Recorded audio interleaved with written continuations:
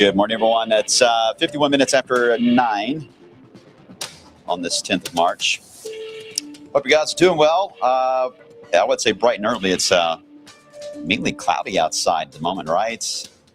For now. I think we'll get some sun a bit later on. Hello, everyone. I'm wave meteorologist Brian Good. Welcome to another hybrid version here of Storm and SnowTALK.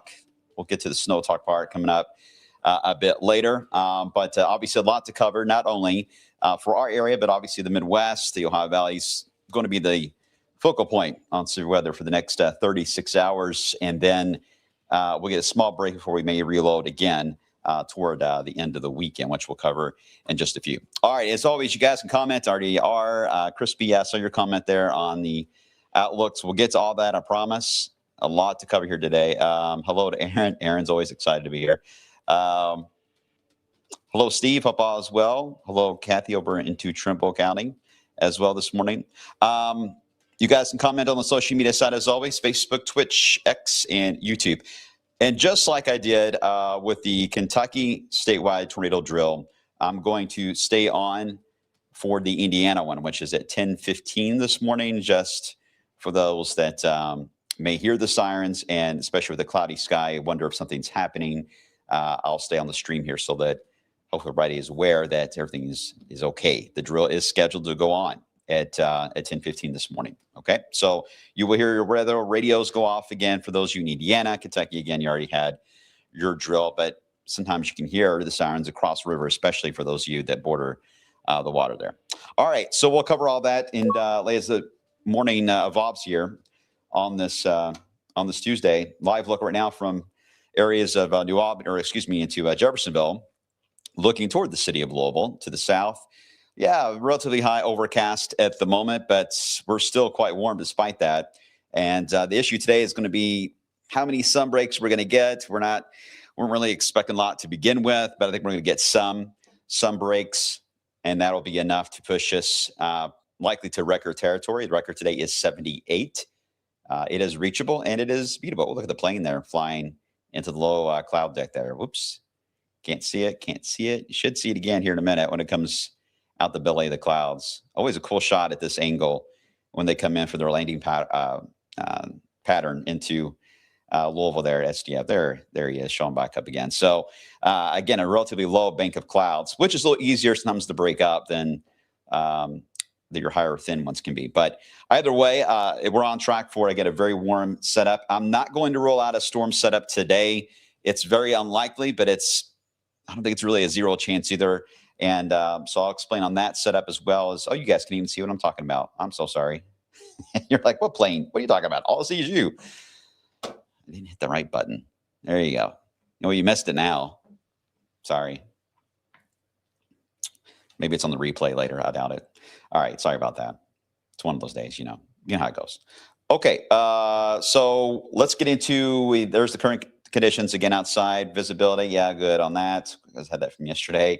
65 in Louisville, 66 in Jeffersonville.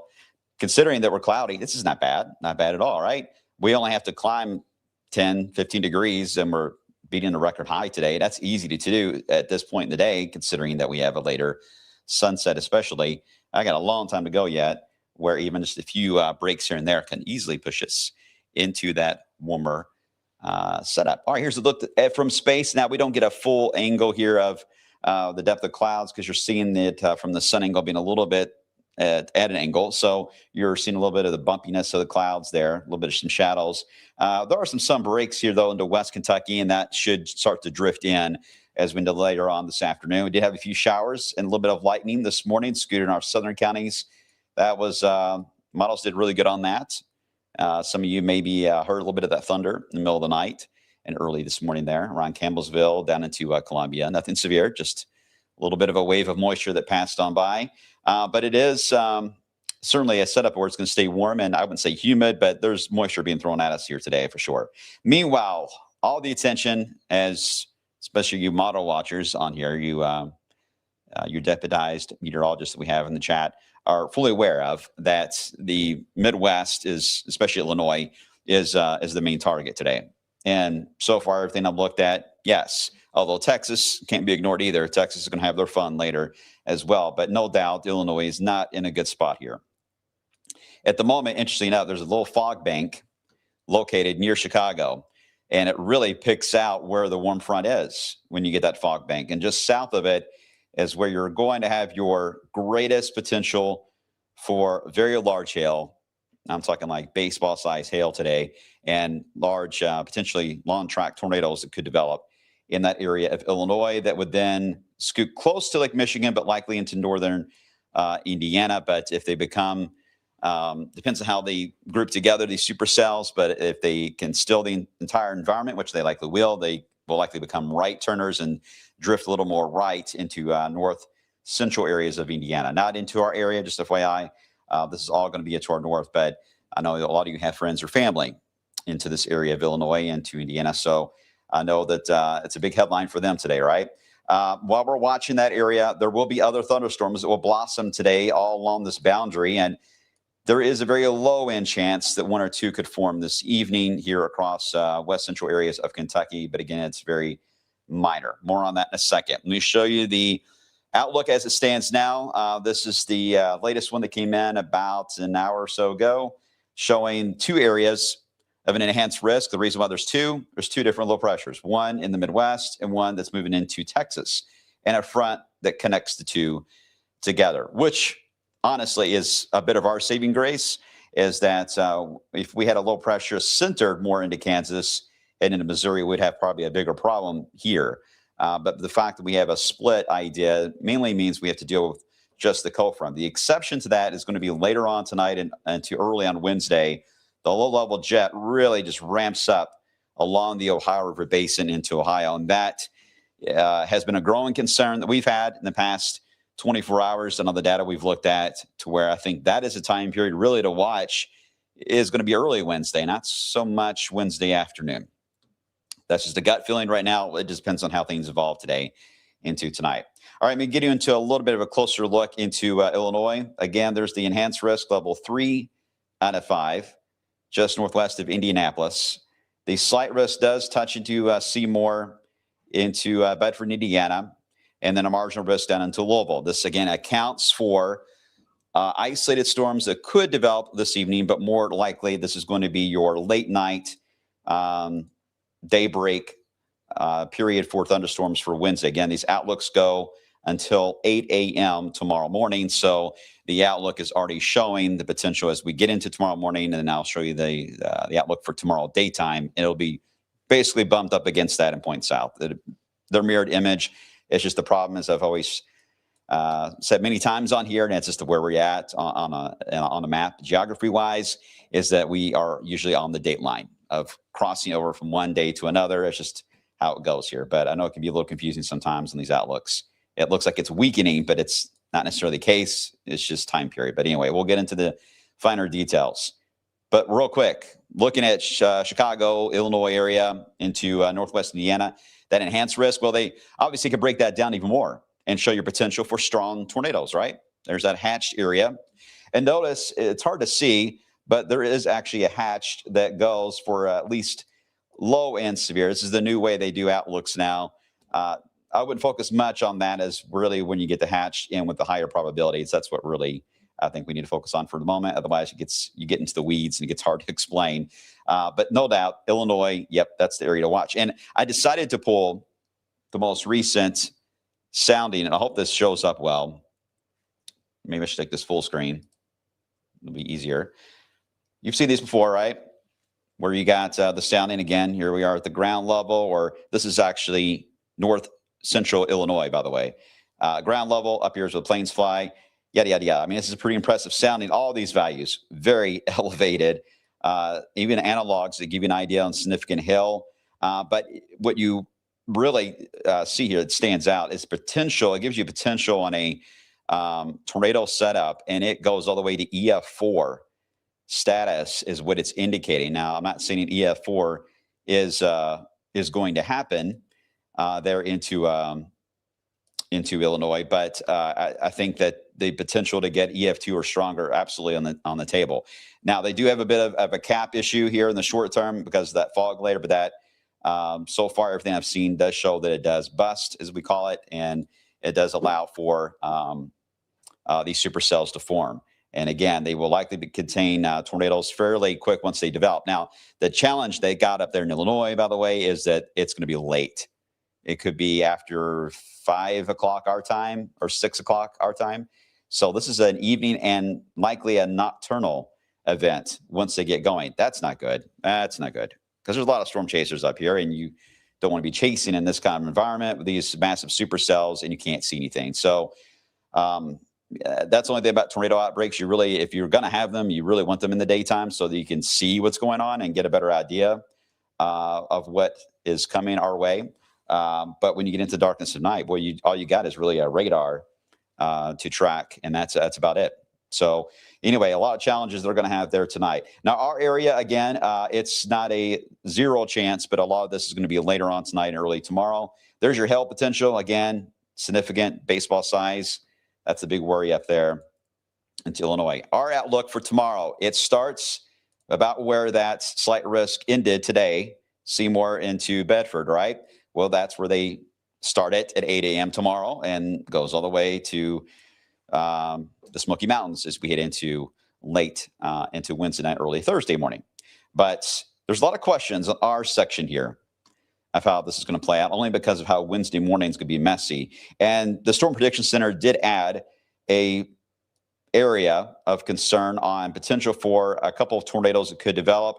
I think really it depends on how this is going to play out this afternoon, but you almost could have drawn that southern Indiana all the way up to areas of, you see the alert on the app. So if you have the Wave Weather app, you likely just got the alert there about the drill, which is 10, 15 minutes out from happening. Okay, anyway, that tornado potential there in southern Indiana into Ohio, that's the zone that we're going to be watching. I will say I like where they have this placed in Ohio, because there's no doubt the parameters are indeed higher in Ohio and Pennsylvania than they are here.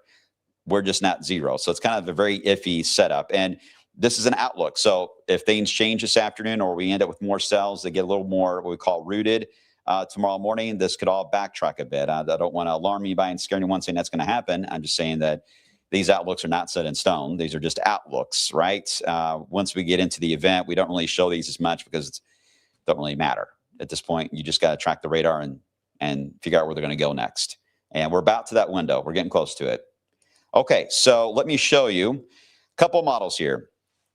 And bear with me, because I know you probably have a lot of questions on timing and specifics on intensity of storms. I'll go through our two pieces of data I want to show you in short term, and then I'll try to get to some of your questions on this. So bear with me on that. First off here is our in-house model. Now, I'm going to start this now. And notice as we head into this afternoon, evening, it tries to bust the cap into areas along the river at 9 o'clock tonight. Okay, well, it's right now the only model that I've seen that's doing that. Most of the others hold on to the cap, although there's a few signals that a couple of cells try to form, but they can't really gain any height. And the reason for that is there's a warm layer above our head, so they can develop, the cumulus can pop, you can actually get rain on the radar, but they can't gain enough height, therefore they avoid the drama of severe weather. Obviously, the worry is that if they found a pocket they can actually push through on that cap and get a little taller than expected, they can become severe. It's possible, but we really don't want that to happen, because the environment this afternoon and evening here is one that can produce severe weather quickly. So let's hope that the lid on the atmosphere holds and keeps us quiet for as long as we can into tonight. I don't think it's going to hold all night, but at least in the early evening, we still have a lot of heating still from the potential for a record high today that will be in place here. So these would feed on that. So we need to get a little further at night. That way we can tame that down just a bit. Just want to mention right now it's a bit of an outliner, but it's done well sometimes on sniffing out these systems popping like that. So I think it's worth mentioning. And I'll show you another version of a high-res data in just a second, see what it shows. All right. Anyway, that moves on by. Then we get into the overnight hours. You see the action going on in Illinois at 11 o'clock tonight. Bam, bam, bam. Show's on. All right. We get into the overnight hours and early tomorrow morning. Oh, boy. Well, this is messy. It is quite messy, actually. A lot of cells that form here. Most of this is going to be clusters of heavy rain and a lot of lightning. Very noisy early tomorrow morning. Messy for school, and for those of you trying to head out the door to get to work, not easy travel conditions here. I mean, it's just going to be very blinding type of rainfall, very heavy rain. So prepare for a busy morning tomorrow. Only thing I'm worried about in severe for the morning hours are any of the cells on the southern side of whatever a conglomerate can develop on the radar. Those southern cells are the ones that have the potential to produce some severe weather with hail and even a low-end tornado potential. Not going to rule it out. They would have quickly raced, though, into Ohio. We're hoping that there will be a little bit of an inversion into the overnight hours that may allow for the bases to be high enough early in the day to where you don't have to worry about too much of a torr threat. But as we get past daybreak, the bases will start to lower. So we need to start paying more attention. Hopefully by that point, again, it's out of our area moving to the north and east. Here we go as we head into 8 a.m. Got to watch those cells on the southern side. And even for Ohio, some of those are the problem childs that we'll get into 8 o'clock in the morning. This could be displaced a little more south and a little more north. It really will depend on really what happens, to be honest, into Illinois and Indiana later on tonight. This may influence where these begin to pop around Paducah. This should be the starting point, somewhere around here, Paducah into Illinois, and then they'll quickly race along the Ohio River Basin into Ohio. But again, tomorrow morning, make sure to tune into Sunrise. Tawana will be on with an update on where we stand with this, and hopefully we can avoid any severe weather issues. We don't get it too often in the morning, right? Usually it's just heavy rain and lightning, and our severe threats are usually late afternoon and sometimes early overnight periods. But early morning like this doesn't happen too often. So I don't want anyone to get caught off guard here. But even without severe weather at play, just be aware it's just going to be messy out there. It's just going to be a lot of heavy rain and difficult. All right, got a school question. Already. I don't think the threat is high enough that schools will react to it, to be honest, because it's very iffy. It's very iffy. But just as a parent, especially, just, make sure to tune in to the forecast, see what's going on. And I'm sure the school systems will be watching as well. But I don't want to play this up as a big tornado outbreak tomorrow morning. I'm not saying that at all. I'm just saying the potential is there for some severe weather, but an outbreak, I wouldn't use that wording. All right. I'm trying to explain, but at the same time, I don't want you to take what I'm saying and kind of twist it in a different way in your mind to think that it's going to be really, really bad in the morning. I'm not saying that. I think that's something that we just need to watch. I hope that makes sense. It's a careful balancing act that we have to do here and try to explain these scenarios. I want you to be prepared, but not like panicking. Okay? We get past that. Then we get into this very odd setup that we face many times. There is a reset zone that will happen roughly midday, early afternoon for tomorrow. What I mean by that is after the cells go by and they race into Ohio, there's an area that as we get into southern Indiana and northern Kentucky, there will be a zone where the atmosphere will try to reset, try to gain a little fuel to prepare for the main squall line as we head into Wednesday afternoon and evening. This reset zone, though, is going to be very narrow, and it may be to the point where it could shift even south of Louisville will be the reset zone. And if that's the case, your severe threat for Wednesday evening is mainly going to be south and east of Louisville, and Indiana even will be out of the woods. We don't know yet where that zone will be. We're not going to know until probably about this time tomorrow. Ooh, it's last minute. That's just the way it goes. I can't control that. That's just how the atmosphere works. You got to wait. You can look at data all you want until you're blue in the face, but nothing is going to really give you enough confidence until you get past a very congested warm sector in the morning. We got to get past that period, and then we'll figure out where the reset zone is and whether or not we need to worry about the squall line. My hope is that it's so congested in the morning hours, a lot of activity on the radar, but not severe. Let's hope we get that kind of a mix, and therefore the reset zone is either very, very narrow or it's way south and east of here, and we don't have much to worry about in the afternoon. And therefore, we avoid severe weather the entire day. Wouldn't that be nice? That is possible. We've done that before. But we just got to be prepared for the other side of the coin just in case. But it's not a clear cut. If we just had this line only to worry about in the afternoon, I'll be a little more worried. This is going to be a problem for tomorrow afternoon. But we don't. We have a lot of activity in the morning too. So Typically, when we have active mornings, it's really tough for us to have a reset zone and get afternoon rounds. It can happen, boy, but it doesn't happen often. So that's at least a saving grace. We're monitoring that, and we'll just have to trend it as we head into your Wednesday. But that'll be roughly 4 to 6 p.m. It'll take until about 8 to get all the way through our counties, and then finally we're out of this. And then it gets colder, even a hint of a flurry or two north and east of Louisville. I doubt that'll happen, but it will be a noticeably cooler setup as we head into Thursday, and then we get into wind for Friday, but warmer. More on that coming up. All right, let me show you our sounding here locally. This is ours. For this evening is what I picked out. For that 8, 9 o'clock window that you saw, the other model was showing the cap would best.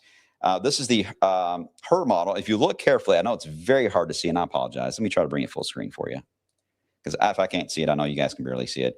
But right there, if you look carefully, there's a little bit of a notch on the red to the right. That is a little bit of a cap right there that will count to likely prevent these storms to try to really fire up as we head into later on tonight and on the evening hours before midnight. We don't want anything to pop before midnight, because if it does, the parameters are all elevated here for severe weather. Right now, I think that chance is low as long as the cap holds. And right now, we're betting on that. Let me show you the same model you just saw, and let me show you the animation to that.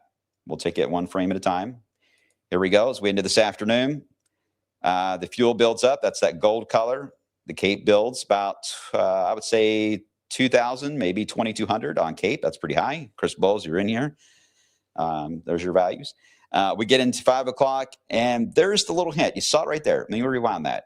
Right there. See, it does a similar idea to the other model, the graph model, right? But they don't gain height. They sense the warm layer above, so they pop on the radar, but they just don't do much, and they drift on by. That right now looks to be the most likely scenario. We just got to watch, make sure they can't get past that point of the warm layer. And sometimes if the updraft is strong enough, they can. In this case right now, I'm thinking that they're going to stay just short of that. We will monitor this throughout the afternoon. We'll let you know if there's any change to that, I promise, okay? After we get past that, then we just gear up for tomorrow morning, and boom, there we go, 5 a.m., clusters of showers, storms. This looks like fun. Oh, boy. It's going to be one of those days tomorrow. One of those days. Look at this, round after round. And again, you got to watch those cells on the southern side, just the ones on the southern side. I'm not worried about the ones in the middle of this mess that'll be in the heavy rain zone in Indiana. Those will just be heavy rain. Maybe some lightning, some gusty winds. Yeah, that's fair. But the ones on the southern side are going to have the hail and any isolated tornado potential. We just don't know. This model says there's going to be over Marion County at 10 a.m. and Frankfurt. The other model I just showed you was showing it more into Indiana. So we don't know where that zone will be. I can just tell you that wherever they do pop, the ones on the southern side are the ones to watch. That's about all I can really tell you at this point. Once we get past that, the reset zone for the HER model is right on top of Louisville. That's not really enough time, right? So they'll struggle a bit, maybe powering up a little bit more in eastern Kentucky. And then the same time period, the models are doing good on times. Once we get past that time period of 8, 9 o'clock, then we're out of the zone. All right. Take a brief moment here just for a second. Let me put up the tornado drill that's happening right now for Indiana. So the sirens are likely going off right now for Indiana. If you are hearing those, weather radio, likely, let's see, I don't think they've issued the test alert yet. That may be hitting here shortly. They'll likely get a test tornado warning. You may or may not hear that on your device. It just depends on how your settings are on it. If you're in Indiana, let me know if you're hearing anything. Are you hearing the sirens? Okay, yeah, you can hear them. Where are you at? Owen County? All right, thanks. Next Gen. Appreciate that. Not hear anything yet. All right, Carrie, let us know if you hear anything. Shonda, I hear the sirens in Jeffersonville. All right, thanks, Shonda. It's always a good test. I mean, this has been interesting this year, right? That we have these drills happening right when we're having severe weather. And, okay, Indianapolis just issued the actual test tornado warning. So it should be triggering now for some of you with the weather radios. Okay, yeah, they're going off now. Good. All right. I'll leave this up for just a second here. Again, I'm just trying to be on the caution side because it is a gloomy sky for those that are hearing the sirens and you're thinking, oh no, is there actually a tornado? There's not anything on the radar in our area. So this is just a test tornado drill. Schools are doing their thing. You know, they get in the hallway and put their hand in the back of their heads and kneel down in front of the lockers, right? Remember that. So that is also a good time to review your safety plan at home if you're watching at home too. Again, as I was trying to say, these drills are happening at a time of very active severe weather. So there's good and bad on that. It can be bad in the sense that it looks scary out while these drills are happening, but good in the sense that, hey, they're presenting you time to really refresh your ideas and where you need to go. Now's the time to think about that. As we always say, lowest level of your home. If you don't have a basement, then the next thing you need to do after you decide the lowest level of your home, how to get there, is to get into an interior room. Get away from any wall that touches the outside world. Get into a closet, bathroom. Bathrooms do really well. I've seen many times bathrooms, especially around the shower area, do hold during tornadoes because I'm not sure if it's the plumbing in the walls, but that's been a common theory, is that it tends to hold the walls together a little more. But again, you just don't want a window in the room you're in just because of shattered glass. So an interior room is important. And again, some of you don't have a basement, so that's your option. If you have a basement, that is obviously the lowest level, so go to the basement. Okay, yeah, the phone alerts, Stacy, are that was only for the Louisville Metro. They did the phone alerts. The other cities and communities in our region did not do that. Just the city of Louisville did the phone alert. But the weather app, we already sent out our test message about 10 to 15 minutes ago for you all. So you have it. Otherwise, it's not an actual warning. So because it's not an actual warning, there's some things that won't trigger. But a lot of the main things will, sirens, weather radio, that kind of thing. Okay, everyone good? Type 1 if you're good. Make sure everybody's not panicking here, hearing the drill.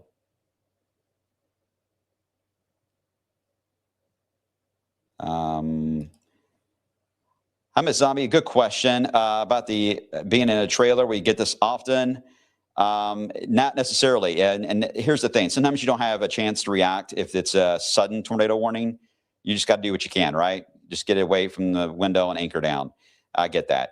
But in many cases, and that's our goal, and that's our job with these blogs, is to give you a heads up so that you can make plans to get into a more solid structure. Whether it's a friend's house, a lot of communities allow, a lot of different churches, schools allow you to use their facilities. Usually whoever is your management in your area there will likely know the safe spots and where to go for a tornado shelter to seek a safe spot. So if you have time to react, get out of the trailer and get somewhere else. If you have no choice, because sometimes you don't, yeah, you just got to anchor down, but don't be outside.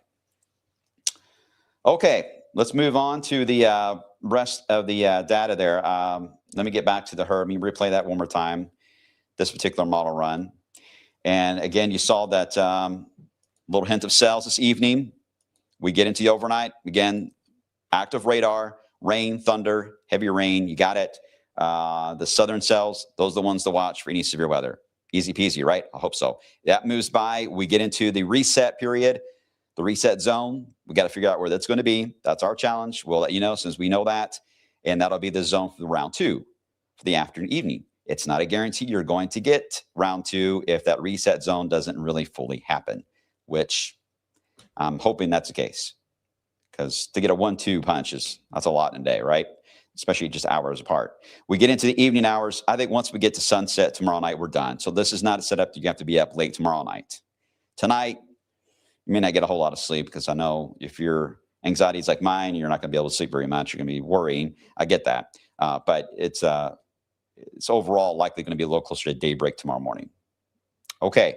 As far as the rainfall on this, that will be another hidden concern here is these cells are going to be repeating. You saw some of the same communities getting hit by the oranges and reds and all that mess showing up there, right? So there is a chance we could get 1 to 2, maybe 3 inches of rain out of these cells that repeat. So yes, flash flooding is a concern. I checked the parameters. This area of Kentucky is a little more prone right now to flash flooding than anywhere else. Even though Indiana rivers have been high lately, it's the bluegrass area of Kentucky that has the lowest values to reach flash flooding status. So just to be weather aware. If you have issues with creeks get out of the stream in your area, you live close to that kind of setup, we're going to be monitoring that. Right now, there's no flood watch out. It's going to be tough to do one just because of where the boundaries all set up, but just be aware that's the potential is 1 to 3 inches of rain and repeating rounds of storms. After this goes by, we get into a whole different setup. Before I move on, any questions I can answer on this? I know I'm on with you guys a little late today talking, but I want to make sure we're clear on this. And obviously, we're going to be on a lot tomorrow. I got a feeling, even if it's quiet, we're going to be on a few times to kind of keep you updated.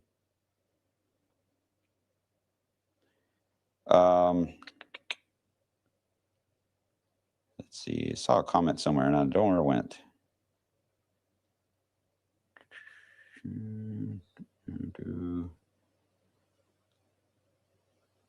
No severe weather right now. Everything's good right now. Somebody asked about Thursday. There's so many of you on here. The comments are flying by. I'm sorry. Someone asked about Thursday. It popped in and went away. But there's no issues on severe weather for Thursday. Thursday will be actually a pretty day. It's just going to be, you don't have to wear a winter coat, unfortunately. Okay, everyone's good. Everyone's good. Everyone's good. All right. I don't see any wild. Austin, the biggest severe threat, in my opinion, I do think it's tomorrow morning. But you could argue that both rounds would be, a threat. Absolutely. And I think we just need to be on guard. Our alert day, right now, we've got it 8 to 8 for tomorrow. That's a big window. I don't like that, but I don't know what else to really do on communicating with you all. And we discussed that. But we have to kind of allow for that morning round. But to be honest with you, I don't know if 8 a.m. is early enough. We may have to move it up even earlier than that. So I don't want you guys to think we're going to have severe weather every single hour tomorrow when you see the alert day times.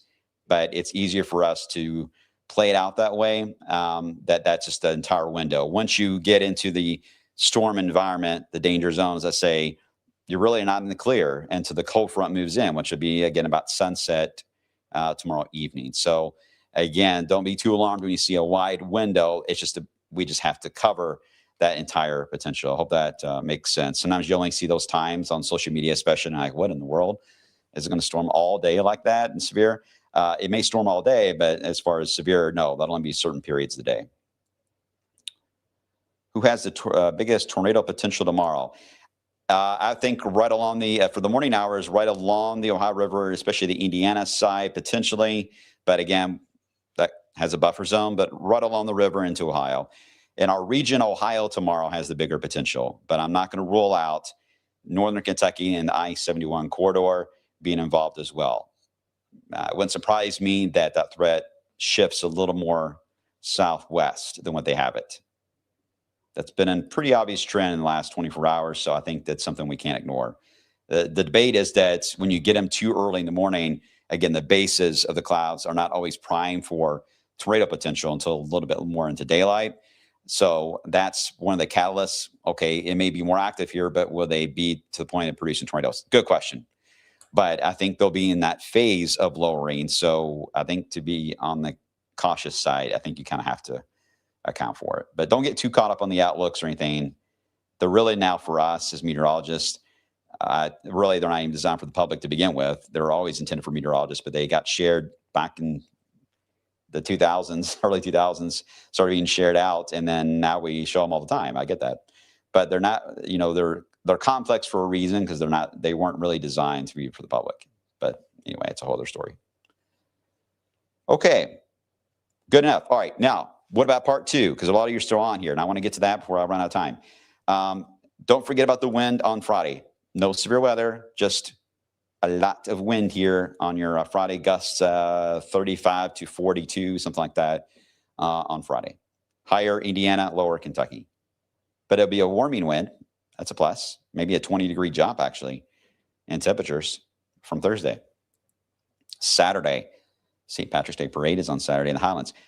This year, I'm so excited we don't have any drama for that weather setup. Every year, I feel like there's always something. It's been snow many times. It's been heavy rain. There's been severe weather, even just cold and rainy. I think one year, that's probably the last time I had a chance to go, to be honest, because I'm always busy now. But it was 76, I remember something. It was really warm. It's always such a fun time. This year, we're thinking lower 70s and a lot of sun. So I hope you have a chance to get away and enjoy getting outside and relaxing, because the next few days may be a little stressful. Maybe I need to go. But here's the thing. We don't have a lot of time to relax. You get Saturday, unfortunately Sunday, another low pressure moves in. And this one is actually stronger in several aspects than what we've got going on the next 24 hours. But we don't have everything lining up for severe weather. So it's a strong low pressure, but if you don't have all the ingredients, you don't get a severe weather outbreak. Having said that, I do think some severe weather is going to get involved in the storyline somewhere in the Ohio River Valley. And I think that we may be in that zone. This is more of a squall line setup, straight line wind threat, than it is a tornado type of setup. But I think the biggest issue that we've got is going to be the drastic change this front is going to bring. This is going to be a smack in the face, guys. Big time temperature drop will hit us as we into Sunday night. We may get in the 70s for a few hours Sunday afternoon. Look at the rain snow line, that blue line. The cold air is moving so fast that it's already painting it along the squall line of thunderstorms. It's moving so quickly that the models can't even catch up because this model updates in about 6-hour increments. So it's trying to keep up, because within 2 hours, we're going to have a good 20-degree drop in temperature when that hits. That will be roughly, I would say, 7 p.m., 8 p.m. Sunday night. It will hit. The wind's going to be strong, and you will feel the temperature difference by the minute as we head into Sunday night. Severe weather is possible, so we'll watch that. Even without severe weather, it is going to be quite the windy day on Sunday. That in itself may be a wind advisory. But then, yes, it gets cold enough that we'll likely see some of this go over to snow as we get to just after midnight into early Monday, a quick burst of snow. At the moment, the wind looks strong enough that I don't see a lot of issues with accumulations. Number two, the ground's going to be warm, so that works against us too. But temperatures may get below freezing by Monday morning. So we then have to just watch bridges and overpasses. They can still develop a few slick spots, but main roads will be fine. But yes, you may wake up Monday and it's snowing outside. And it is going to be a cold and blustery day with off and on snow showers and flurries from Monday and parts of Tuesday. Then we got this clipper that'll move in at some point Wednesday. The Euro dives at southeast, but fades it out. Not all the models do that, though. They try to hold it on. If it holds on, it could be another light snow, especially Wednesday morning. If it waits too long into Wednesday, it will probably mix with rain or be rain. But if it gets there early in the day Wednesday, it could be a little burst of snow. And at that point, the ground will be cold. I mean, I'm talking wind chills Tuesday morning between 8 and 12 degrees for Tuesday morning. Woo. Boy, that's going to sting. That is going to sting. In other words, don't open the pool up yet. And as far as severe weather goes, CSU already starting to show the signal. The question is, will this be moving so fast that by the time the atmosphere has enough of a charge to produce severe weather? It's in eastern Kentucky and into the Carolinas and Tennessee. That's possible. That would then be your severe zone. We would just get a wall of rain and wind, but by the time they became severe, they would be past us because it moves so fast. So that is possible. I'm not going to rule that out. But either way, it's going to be a high impact setup, and one's going to get your attention. Here's a little snapshot of that temperature drop. This will get a little more defined once we get a tighter grid on this. But you can see where it's got, 60s to 70, and then boop. Then we drop and just keep dropping, and the wind chills will be in the 20s by the time we get toward, before we even get to midnight, we'll be in the 20s for wind chills after being 70s just a few hours before that. Told you it's going to sting. Now, for snow leverage, you got to be excited. And we'll go into more detail with SnowTALK. SnowTALK will be back, but that'll be later this week when I bring it back on, and we'll look a little bit more at snow potential. But we're not going to do that today. We got enough on our plate with storms. Be sure the 10-day and a few last-minute questions, and I got to run. You see the alert day. We do have alert day out, by the way, for that Sunday night, Monday, just because it is a high-impact change that will hit. So not so much dangerous weather, but high impact with a lot of wind, temperature drop. Make sure you're ready for it as you plan out your Sunday evening. Hopefully you're going to be cozy inside. Don't let straight line wind fool you. Yeah, straight line wind, I mean, that is our biggest issue more than tornadoes here, is straight line wind. You're exactly right, Jerry. So we never want to discount that. Just always want to explain which is more likely. The setup the next 24 hours is a mix of damage and winds, but there is a tornado threat. The threat Sunday looks to be more straight line. But either way, impacts we need to watch. Next week looks ugly. Yeah. We knew it was coming, right? I mean, this is the polar vortex stretching its legs here. So this signal's been showing up since, I believe, Groundhog Day, somewhere around there. This was showing up for mid-March. And boy, it's held on. I think it was aiming toward St. Patrick's Day for a while, and it's literally right there at it. So congrats to the models and the pattern. And well, the models didn't really see it as defined as the pattern supported this idea, which I love pattern recognition forecasting. It's much more interesting to do than models. Models have got their issues. Okay, I think everyone's all right, right? All right, well, don't get too upset and anxious, all right? I don't want anyone to get worried and scared.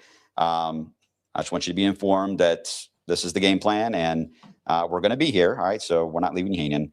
And obviously, if you see us on, we're going to be informing you. Hopefully, you don't see us on TV, because if you see us on TV at a time you're not expecting, that usually means that there is dangerous weather in the area. Otherwise, we'll be on here at times just to update you. Fair enough?